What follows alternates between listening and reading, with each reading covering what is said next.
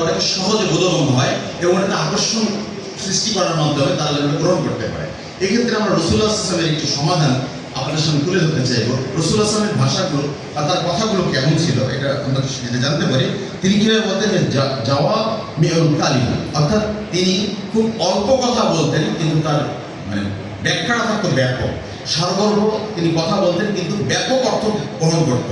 যেমন আমরা যদি এমনি তার দু একটা হাদিস উল্লেখ করি তাহলে বুঝতে পারবেন। যেমন রাসূল বলছেন যে ইন্নামাল আমালু বিন্নিয়াত, ধরেন 3-4টা শব্দের একটা হাদিস, এর মধ্যে কিন্তু অনেক ব্যাপক অর্থ রয়েছে, মানুষের জীবনের সবগুলো বিষয় মনে হয় এই নিয়তের সাথে জড়িত আছে।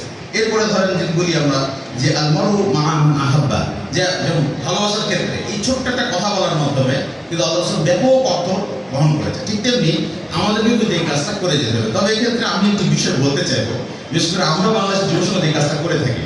আমরা কিন্তু ইসলামকে কখনোই একটা মৌসুমী ধর্ম মনে করি না, কিন্তু আমরা জানি যে শীতের মৌসুম আসলেই এক ধরনের বক্তা, এক ধরনের সেলিব্রিটি আসে, তারা কিন্তু শীতের মৌসুম আসলেই তাদেরকে খুব সমাজে যেখানে সেখানে দাওয়াতি কাজ করতে দেখা যায়।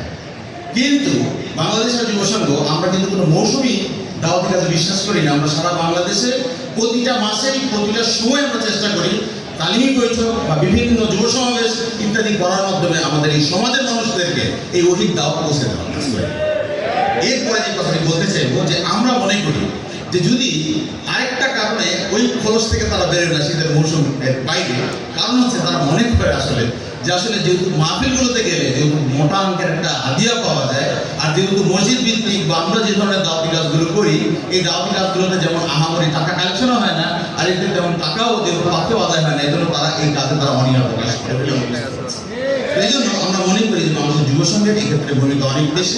আমরা যদি এই কার্যক্রমগুলো আরো বেশি ব্যাপকভাবে মানে সমাজে করতে পারি তো আশা করা যায় এই জেনজি প্রজন্ম যে আছে এদের কাছে আমাদের দাওয়াতটা পৌঁছে দেওয়া সম্ভব হবে। 2 নম্বর, এদের একটা চ্যালেঞ্জ হচ্ছে এরা কিন্তু অন্ধ অনুকরণে অনীহা, অর্থাৎ এরা কিন্তু তাকলিদে বিশ্বাসী না, এটা কিন্তু একদিকে পজিটিভ। এরা কিন্তু আগের দিনে কে কি করছে এটা কিন্তু বিশ্বাস করে না। এরা সবসময় চায় যে এই বিষয়ে কোনো প্রমাণ আছে কিনা, দলিল খোঁজার চেষ্টা করে। এই জন্য আমি এক্ষেত্রে একটা জিনিস মনে করি